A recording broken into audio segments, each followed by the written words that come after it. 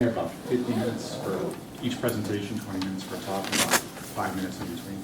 I wanted to give a little story though. Most of us, or I would say all of us, right, are deeply influenced by Howard Stein's work. But we had very little connection with him, in terms of meeting him during our careers. For me, the first time was just a few years ago at the PSA in Chicago. But many of us, and I'm going to play on what Steve had mentioned the other day, many of us had an interaction with Howard in a different venue, and oftentimes it was a very interesting experience. And so let me set the stage, right? So I'm a young graduate student, like second or third year, and I send out a paper on the usual stuff I write on, which is very young and naive, right? And so one day the referee report comes back, and as you could imagine, right, reading a referee report by Howard was quite an experience. It's something you've never really had before, and it's a very motivating thing. But what would be the best word to describe it? Where's Eric? Eric, how would you what would be the one word to describe it?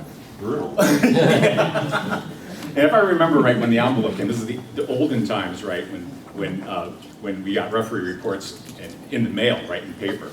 And if I remember right, the envelope, I think, was hot to the touch and probably smoking, and it was very heavy, right, because it had, as other people I think have corroborated, it was like 7 to 8 pages, single space typed.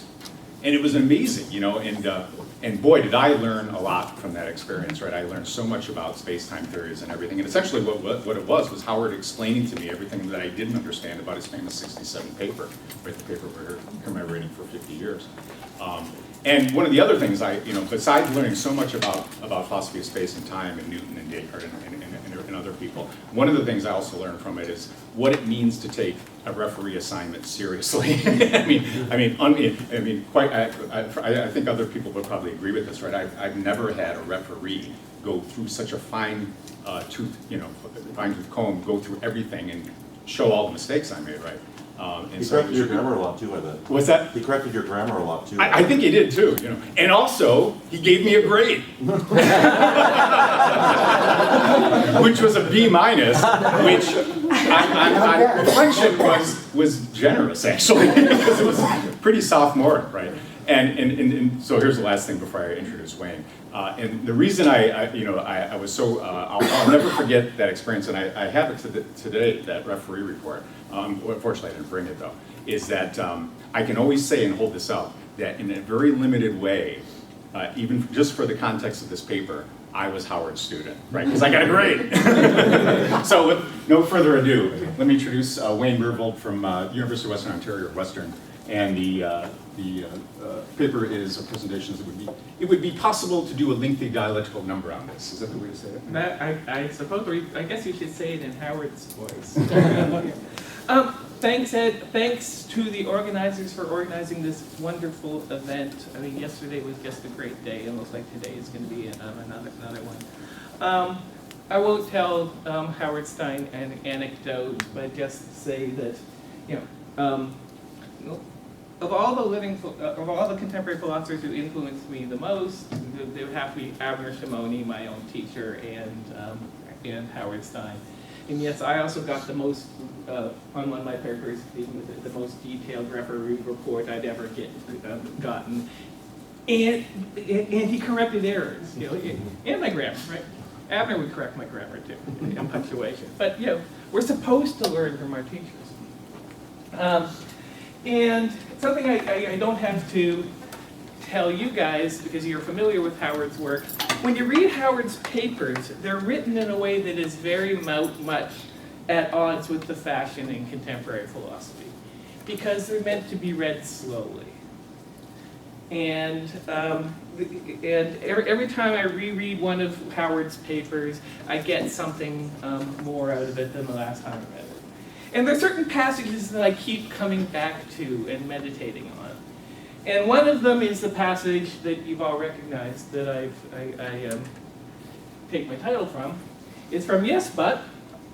And he's talking about the discussions between Larry Loudon as anti-realist and Hillary Putnam as realist. Loudon wants to run a skeptical argument. the sort, the pessimistic meta-induction. There's all these terms that were in past successful scientific theories that failed to refer. Both sides agree with that, and those sort of discussions go on.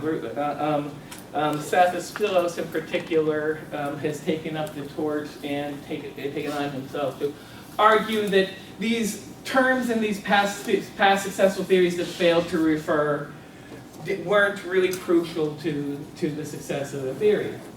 And here's what Howard says about those kinds of discussions. For my part, I throw up my hands at this, so I can't imitate Howard. Why should we say that the old term ether failed to refer? And the old term atom did refer. Why that is, except for the superficial reason that the word atom is still used in textbooks and the word ether not. Notice he's not saying that which terms are retained, it's a superficial, terms are retained or not for superficial reasons. What he's saying is that whatever reasons these terms are retained or not, that is a superficial reason for making judgments about reference. It says it would be possible to do a lengthy dialectical number on this, but in brief, our own physics teaches us that there is nothing at all that has the properties posited by 19th century physicists either for the ether or for atoms. But on the other hand, in both instances, rather important parts of the 19th century theories are correct. And when I look at the history of science, I'm frankly presentist, and I'm interested in, what things did people get correct, and if they didn't get things correct, what are the reasons, and things like that. And I agree with Howard that a fascination with which terms got retained and which ones can actually obscure what's going on. So basically, brief overview of the talk. It's still common to take it as unproblematic terms such as atom and oxygen as they used in 19th century science did refer, whereas terms such as ether, phlogiston, and caloric did not. Sorry, there's an extra and in that. And if we're beguiled by the retention and non-retention of terms, this can obscure what actually happened. And for two reasons. One is retention of a term can mask an important conceptual shift. And we're going to see a couple of those. I'm going to point some of those out. And non-retention can mask elements of continuity. And I do think that it's I have this tendency to be beguiled by such things too. So how can we sort of free ourselves of that? Well, one thing that I find useful is to imagine what I'm going to claim are nearby possible worlds in which the terms discarded in this world were in fact retained. And I want to tell stories about ether and phlogiston and caloric. I'm going to imagine nearby possible worlds in which those words were in fact retained. And I suspect that if we had retained the word caloric in the way that I'm going to talk about, we wouldn't be saying caloric doesn't exist, but rather their predecessors were mistaken about some of its properties, and actually we can be precise about what they were mistaken about. As a warm-up, since I'm talking about nearby possible worlds, as part of the research for this, I went and visited some nearby possible worlds. In fact, I went to a world in which the words ether, caloric, and phlogiston were retained, but the words oxygen and atom were not. And I asked them to imagine a nearby world in which the words atom and oxygen were retained. And what I suggested to them is, well, look, you guys say atoms don't exist, but and the reason they say atoms don't exist is atom means indivisible. And so what they say in this nearby possible world is nuclear decay shows that there are no atoms. And what I suggested to them, instead of saying that these, the units of chemical stoichiometry are not atoms, say that we've learned atoms are not indivisible. And because in this possible world, I think they're underestimating the continuity that contemporary chemistry has with Dalton. And instead of saying oxygen does not exist, because Lavoisier called oxygen oxygen because it was supposed to be the acid maker. His theory of acids was every acid was some radical plus oxygen. That's what oxygen means, oxygen maker. I suggested to these people, instead of saying oxygen doesn't exist, say it's not the acidifying principle. And when I give talks like that, I get pushback. They say, no, you can't do that. You can't make the atom refer to something that's actually divisible. You can't make the word oxygen refer to, it's just too much of a stretch to make the word oxygen to refer to something that has nothing at all like what Lavoisier regarded as its role in making acids. Okay, so they weren't convinced. But let's see if you guys are. Okay. All right. When I first imagined, and by the way, I read this. Obviously, I've got 50 minutes. I'm not going to do a lengthy dialectical. I'm going to do a brief dialectical. And this is part of a larger project. When I first set the abstract, I naively thought I was going to talk about all three cases, ether, caloric, and phlogiston in detail. That's ridiculous. I'm going to say something very briefly about ether, something very briefly about phlogiston, and then say something more in more detail about caloric.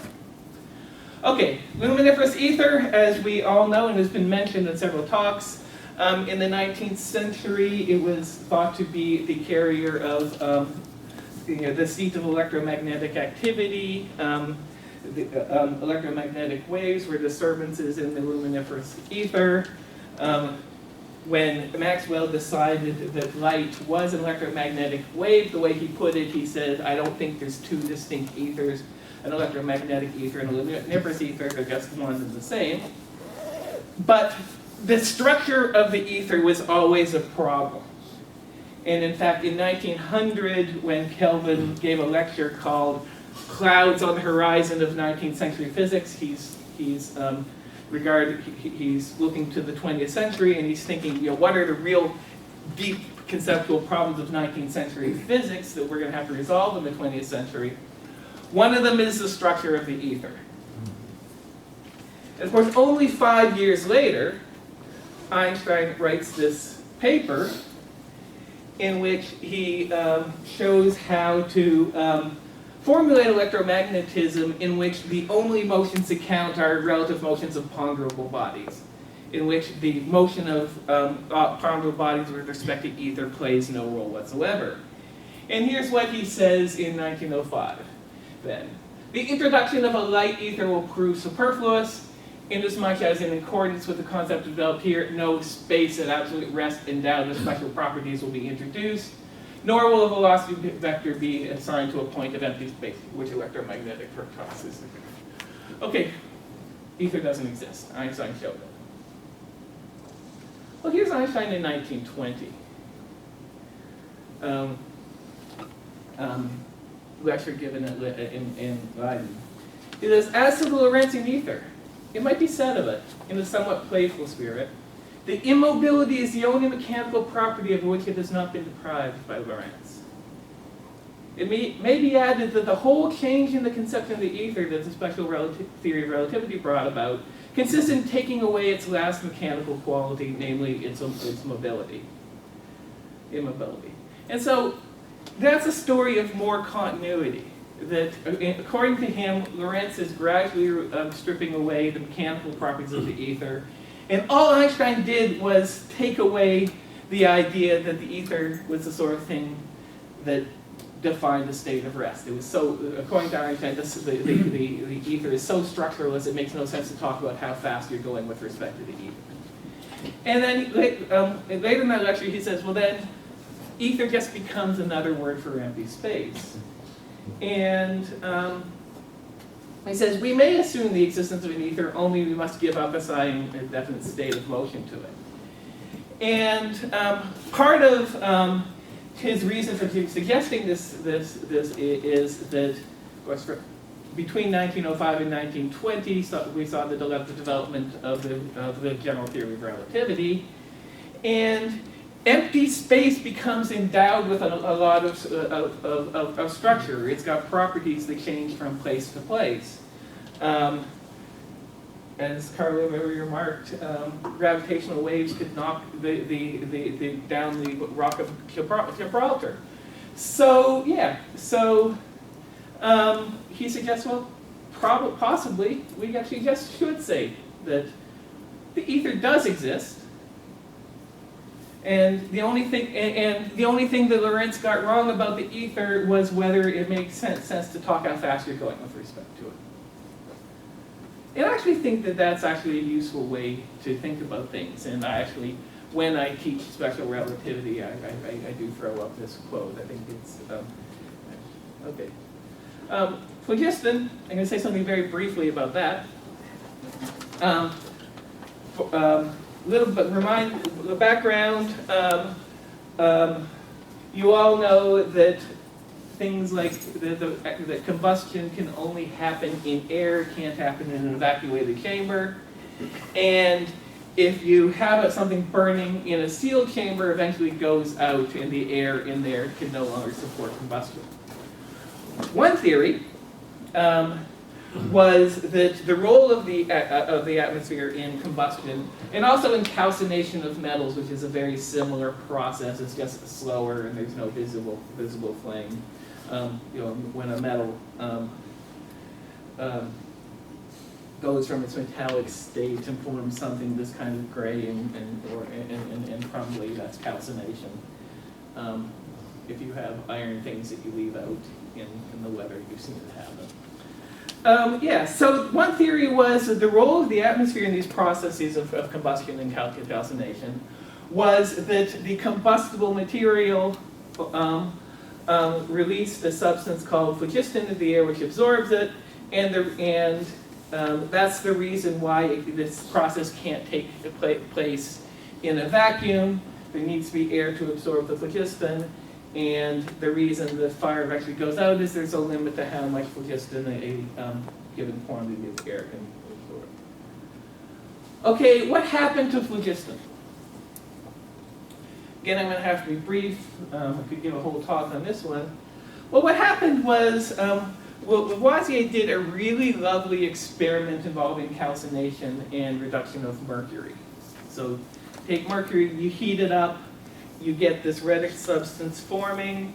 The quantity of air in the container decreases, and then if you heat it further, it goes back to its metallic state. The reddish stuff disappears, and what is released, same quantity of air, and it has all the properties of the air that Priestley had called dephlogisticated air.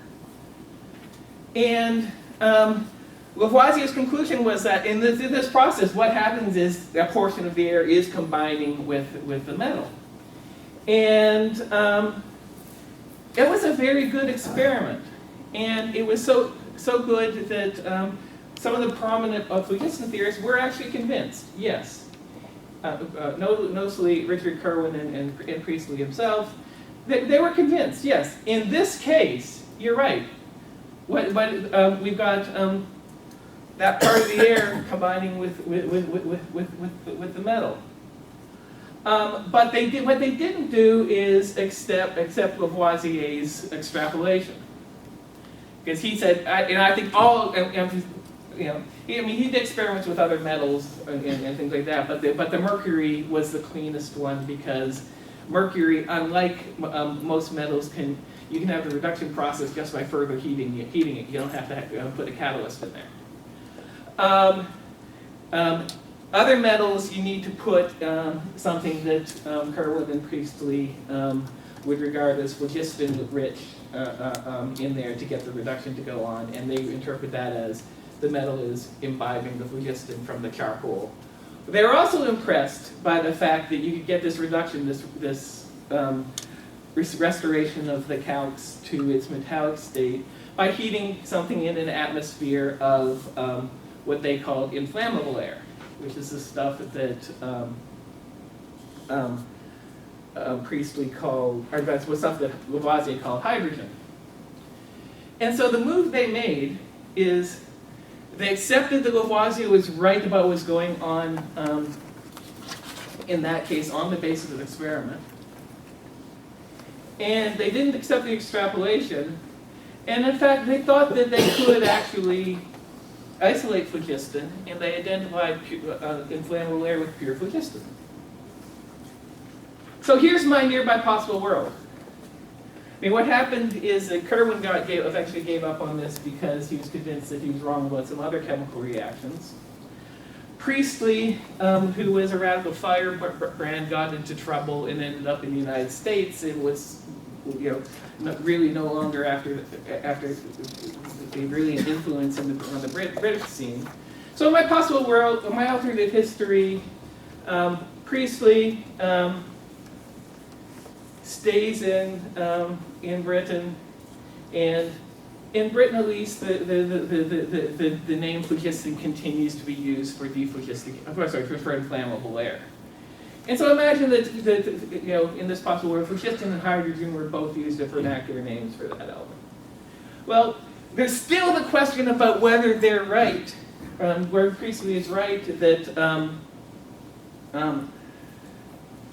this stuff is being released in a lot of other cases of calcination and combustion, and in my alternate history, eventually everyone gets convinced that actually those things are more like the mercury case, that they're combinations of oxygen and stuff like that. So in such a world, we wouldn't be saying that phlogiston doesn't exist, but we would be saying that chemists had been radically mistaken about its role in combustion. And here's why I think that that's an interesting way of thinking about it. I claim that the really important shift, the radical shift, didn't happen when people stopped talking about phlogiston. The radical shift happened when Kirwan and Priestley acknowledged that there could be instances of calcination that did not involve release of phlogiston. I mean, that was supposed to be what phlogiston was for. I mean, that was the reason for introducing it. And that opens up the idea that you can go case by case and saying, okay, is this a case of oxygenation, or this is a case of phlogiston being released. And so the retention of their word, the retention of the word by Kirwan and Priestley after those experiments, I think, masked the fact that that's where the radical conceptual shift came on the basis of this experiment. And after that, then it becomes a sort of case by case matter what's going on in particular. Okay, we can talk more about that in the discussion because I want to now talk about caloric. So this is from Lavoisier's Elementary Treatise of Chemistry, published in 1789. This is his table of simple substances. At the top is light, and then next is caloric.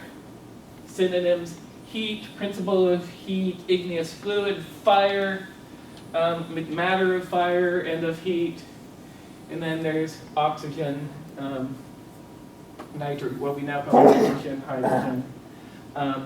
One thing I think is interesting, if you look, is there's the radical of muriatic acid, which we now have called hydrogen chloride. That was supposed to be the as yet unknown thick stuff with which oxygen combines to form hydrochloric acid. So there's the acid theory was I think regarded as kind of conjectural from the very beginning because It's basically extrapolation from a very small number of cases. Classification was oxygenation.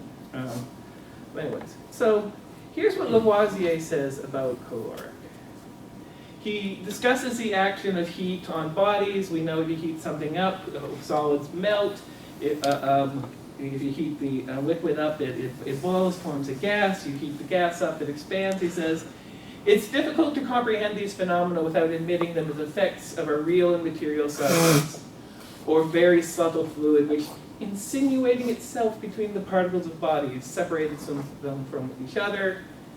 So the idea is that particles of bodies naturally attract. That's what is responsible for the cohesion of solids and liquids and stuff.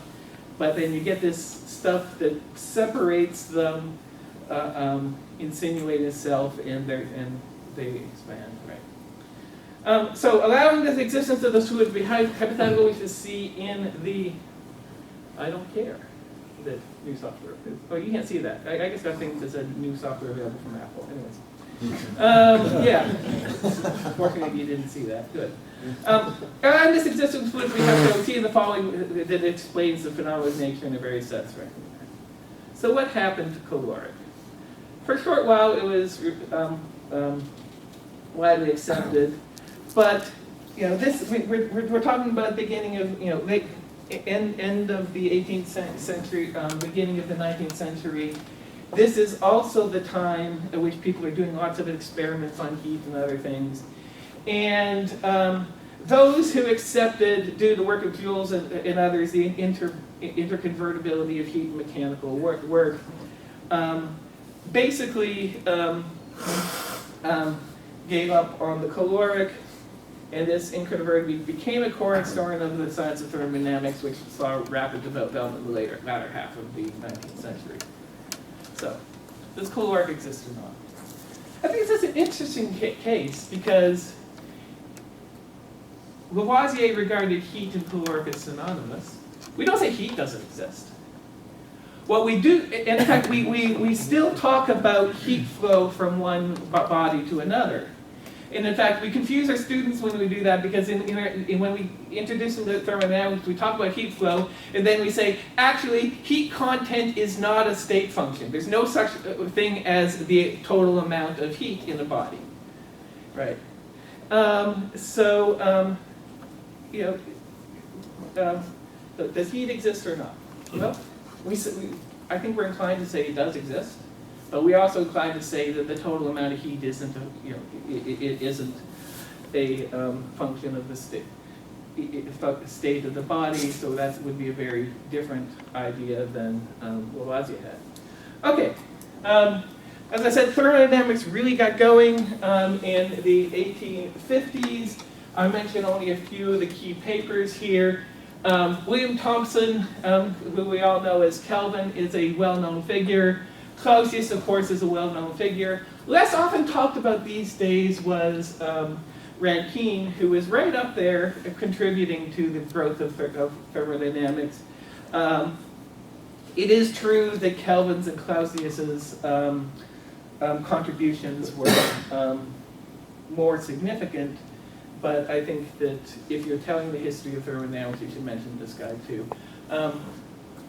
I just mentioned a few of the papers that I want to refer to. Now, here's what got me thinking about caloric. There's something puzzling. And here's the puzzle. All of the people mentioned on the previous slide took as their starting point Carnot's little memoir, Reflections on the Motive Power of Fire or Heat.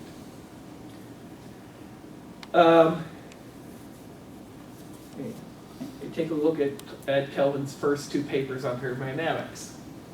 On an absolute thermometric scale, founded on Carnot's theory of the motive power of heat, and then followed it up with an account of Carnot's theory. Clausius's first paper is a commentary on Carnot. Okay. Right, so it's rightly regarded as the founding document of thermodynamics. It was the starting point for the work of the people who developed what we now recognize as thermodynamics. But Carnot presumes, as many at the time did, this is 1824, that caloric is a conserved fluid. So does Kelvin. He's still talking, in the first two papers, he's still talking about caloric, and he's convinced that caloric can be generated by by expenditure of chemical work. But he says, I don't know of any process by which the reverse process, where caloric can be turned back into a mechanical effect. Okay. And then, interestingly enough, just a few later in his monumental series of papers on the dynamical theory of heat, he just says, okay, we know now that caloric doesn't exist, and Humphrey Davy proved it back in 1799. Anyways, right, so, yeah, so, and we still talk about Carnot cycles in modern physics. So how could results that we still regard as heat correct the survivor radical reconceptualized heat? And here's a way to see why this is puzzling. Carnot's work is about the efficiency of ideal heat engines. And the account we give of that is you've got a hot reservoir and a cold reservoir. A certain amount of heat is extracted from the cold reservoir, converted to mechanical work, and you dump a smaller quantity of heat into the cold reservoir. And we define the efficiency of the engine, and that's what it's all about, is the proportion of that heat that's transformed into work. That is a process that Carnot says cannot happen, and Kelvin said in 1948 and 49 says cannot happen. You can't transform heat into work. Okay, so what was going on here? One thing, so what's going on here? One thing you might say, and some people have said it, is, well, Carnot was just wrong.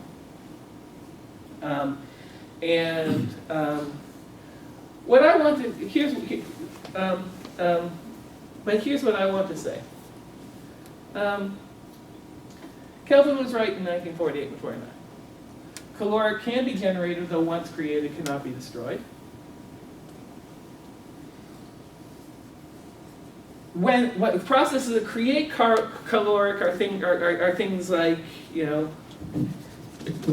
rubbing or grinding on a piece of metal or something like that.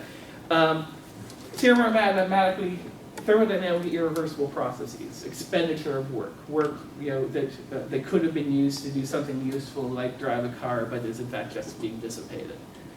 So those are the processes in which caloric is created, but the maximally efficient ones are the ones that don't involve that sort of thing. So the maximally efficient heat engines are those in which no new caloric is created, it's merely transported from one reservoir. And Carnot was considering a reversible heat engine, and so he was considering a special case in which caloric is conserved. And I don't think I'm saying anything radical here. Okay. All right. Let me explain what I mean, because you probably think I'm nuts at this point. Okay, remind me, Carnot cycle is you have two heat reservoirs, high and low temperature. You've got some, I'm supposed to say piston. You've got a gas in a container with a piston, so you can compress the gas. You allow the gas to expand and raise a weight. As you absorb heat from the hot reservoir at constant temperature. You do that because and the gas is at the same temperature as the heat reservoir, because in order to have maximum efficiency, you don't want to avoid heat transfer between bodies of different temperature. You move the reservoir, expand it allow it to expand further, raising a weight until it's at the temperature of the cool reservoir. Then you connect it to the cool reservoir and compress it, heat's expelled into that, and then you complete the cycle. And you get more work out of the out of the expansion of the gas than you have to put in the compression. And one way to think about this is that it comes back to the same volume, so there's, in terms of volume, as much expansion as there is compression, but the expansion is all done at higher temperatures and hence higher pressure than the compression is. So you get more out than you put in. Okay. All right. Carnot's picture is, he says explicitly, if you return a gas to its initial state, then the amount of caloric coming out of the gas is equal to the amount of caloric that went in. And then we would now say it's a the content, caloric content is a function of the state of the gas. Okay, so, on Carnot's picture, since the gas occurs through its original space, whatever caloric you get from the hot reservoir has to be expelled into the reservoir. And just a comment, you might think if you add heat to something, it not necessarily gets hotter, but everyone had acknowledged that that's not true of caloric, because you can extract caloric from the heat reservoir by expanding it and keep the temperature constant. So temperature is not a function of caloric, it depends also on volume pressure. And this picture is the caloric at high temperature. He doesn't use these terms, but has higher potential energy, and what happens is in the expansion, the expansion phase, is cooling, giving up some of its energy as to raise the water. And he makes this analogy with a waterfall. He says the motive power of a waterfall depends on the height and the quantity of the liquid. Similarly, the motive power of heat depends on the quantity of caloric used and also what may be termed, in what fact we will call the height of its fall, say the difference in the temperature of the bodies between which the exchange of caloric is made. So the analogy is, if you've got a waterfall, we would now say the water has higher potential energy when it's higher up, lower potential energy when it's at the bottom, and if you let the water fall, you can do useful work, such as driving a mill or something like that. Okay, now I said Carnot presumed that the amount of caloric that is extracted from the hot reservoir is the same as the amount of caloric that's expelled into the cold reservoir. Is that true? Because now we say that the amount you're extracting more heat than you expel. Okay, so let's ask you a question. Is that in fact true? Well, if I'm going to ask if the same amount of heat or caloric is expelled into the cold reservoir as withdrawn from the hot, I'm going to have to say something about what I mean by quantity of heat or quantity of caloric. Well, how do I measure it? And the standard way was by calorimetric ways. A quantity of heat was how much heat is required to raise some standard sample, maybe water 1 degree or something like that. And Joule and others did experiments on the mechanical equivalent to heat and decided that equal expenditures of work always produce same amounts of heat as judged by this calorimetric methods. And so nowadays we measure heat in terms of energy transfer in joules. That's the unit we use for quantity of heat. But that would not be the right way to measure the quantity of caloric, according to Carnot. Because, as we saw in the previous slides, he thinks that the energy content, to use slightly anachronistic terminology, of a quantity of caloric increases with temperature.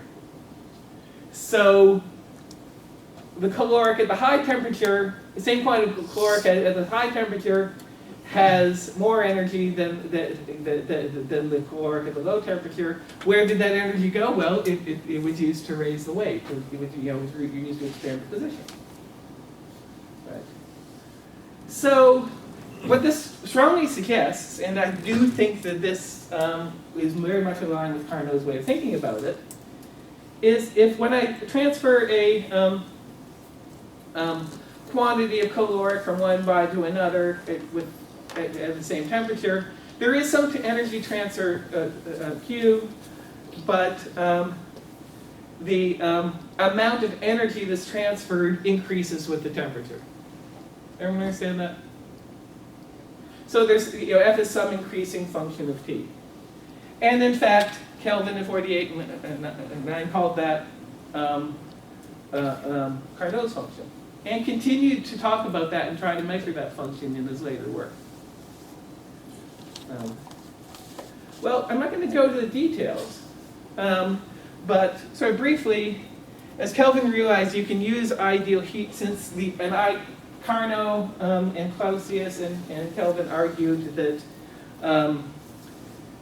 the efficiency of an ideal heat engine or reversible heat engine is a function only of the temperatures of the two reservoirs and not of what substance you're using. But Kelvin realizes you can use that to define an absolute temperature scale. So from now on, when I talk about temperature, I am talking about absolute temperature on the Kelvin scale. So you just work it out. If it's true, if this hypothesis is true, then the equal amounts of caloric enter and exit the gas. Then since we know the amount of heat that enters and exits the gas, analysis of the Carnot cycle will tell us what that function is, and it just has to be proportional to the absolute temperature. So, so if you accept Carnot's idea that when you transfer caloric, the energy transfer is not the right way to measure quantity of caloric, but then you basically are forced into saying, well, the energy associated with a quantity of caloric is proportional to its absolute temperature. Okay.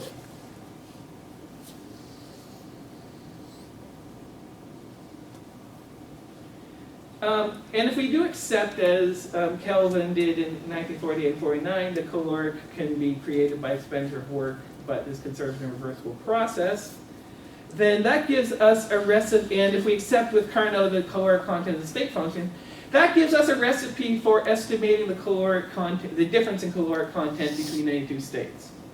That you just imagine a reversible process that creates those states and figure out how much heat is transferred, and then just, at what temperature, and just apply that. And I want to say is, okay, this might seem like a trick to you, but so, I didn't start with the result I was looking for. All I assumed was that caloric content is a function of the thermodynamic state, and it's conserved in reversible processes, and that heat transfer is, in heat transfer, energy transfer per unit of caloric is a function of temperature. And it just follows from that, that if you want to, you can calculate the difference between caloric contents in any two states by imagining a thermodynamic reversible process that links them, and just calculating. You can imagine it going by infinitesimal increments, so that would turn into an integral. Okay, so here's my alternate history of caloric. If you define caloric content as the way I did on the previous stage, it is a quantity that we still know and use in thermodynamics. And unsurprisingly, fairly early on, workers in thermodynamics realized that this was an important and interesting quantity. So that quantity that I just defined, that definition, appears in one of Rankine's paper in 1850 as heat potential. In 1854, he calls the thermodynamic function. He tells you how to calculate the thermodynamic function for an ideal gas and from other systems. Clausius in 1850 calls it equivalence value of a state transformation. Okay, now I think you all know what happened in our world. In 1865, Clausius, really impressed by the importance of this quantity, thought it needed a fancier name. And he adopted a principle that scientific terms, since they're supposed to be international terms, shouldn't be tied to any particular language, and so we should take them from dead languages, and in this case Greek. And the word energy was already in use, and so in our world, on that model, Clausius renamed what Rankine had called heat potential, or thermodynamic function, and Clausius had earlier called equivalence value of a transformation. He renames this quantity entropy. So here's my alternate history. That in homage to Carnot in 1865, Clausius names this quantity caloric. Because it really is what plays the functional role of caloric content in Carnot's work. Okay, so I think that actually is an interesting way of thinking about it, and I actually suggest that's how we should treat our students, teach our students. Carnot was, because we always confuse our students by saying, talk about heat transfer and then telling them that heat content isn't a function of the thermodynamic state. Well, let's talk about caloric content. Just say from the beginning, caloric content is a function of the thermodynamic state, but it's not the same as the quantity of caloric transferred is not the same as the quantity of heat as measured heat energy transferred, because the energy associated with the quantity of caloric is proportional to the temperature. Right. He was wrong to think it's conserved. It can, as Kelvin realized in 1948, generate through expenditure of work, but in a thermodynamically reversible process it is conserved. Okay, we're a far cry from Lavoisier's picture, but I think that's what's really interesting of these things, that these concepts we introduce and people have a certain picture in their mind of what these things are like, and that gets transformed, as did the ether. When I say I think we should say that the ether exists, I'm not claiming that we should think that the ether was the sort of thing that Maxwell imagined to be. Actually, Maxwell was kind of unclear on what the ether was supposed to be. I mean, he did say that the space between the planets is not empty. His main argument for that is it carries energy and momentum, and of course we say we say that. Howard rightly takes Poincaré to task for not allowing the ether to carry energy and momentum. Maxwell says that the ether is a material substance. If you ask me whether I agree with that, I get worried about whether I really know whether the notion of material substance is all that clear.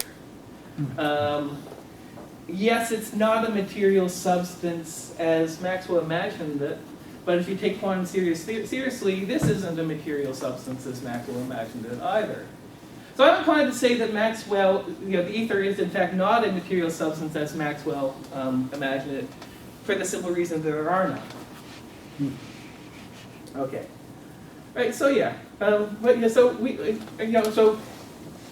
in stressing the continuity in this of ideas between Carnot and the later thermodynamicists in this alternate picture, I don't want to make the opposite sin of obscuring the conceptual transformation. I think these are interesting, and what strikes me is that is how gradual these step by step these conceptual transformations are. So back to the last word. Back to the pessimistic.